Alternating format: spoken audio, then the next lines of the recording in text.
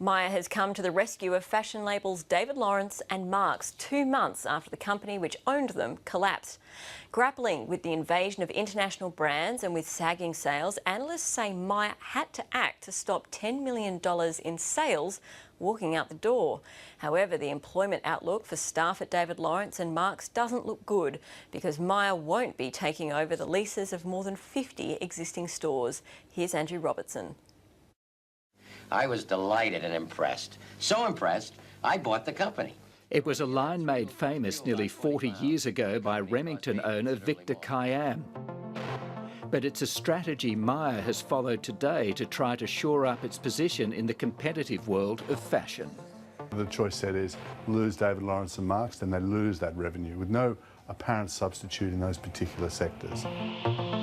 That's nearly $10 million in revenue Myer can't afford to lose in an environment where sales are falling again. With David Laurence and Marcs in administration and no other buyer coming forward, Myer acted to protect itself. We've seen a decline in fashion sales in the last few years, driven by the effect of globalised retailers like Zara, H&M, Uniqlo, a lowering of the average price point, a competitive marketplace. So every dollar spent by Australian consumers in Myer is extremely valuable to Myer. The most recent figures from the Bureau of Statistics show just how valuable. Spending on clothing fell $280 million in the year to January 2016.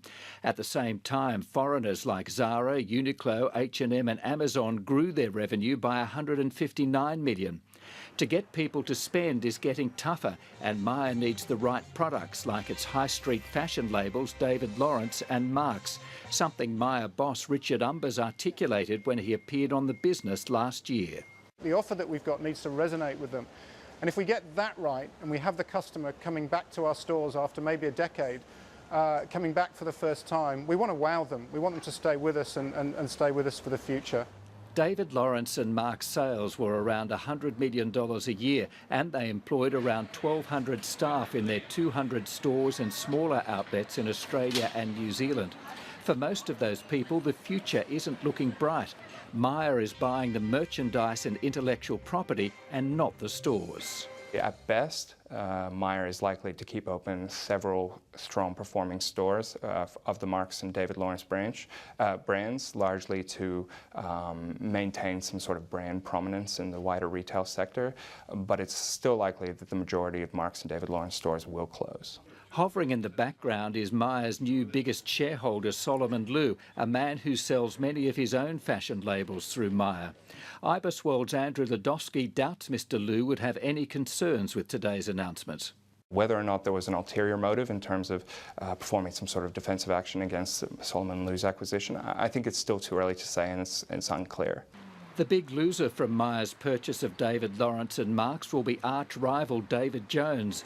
With Myer now in control of the two fashion labels, DJ's days of selling them will soon be over.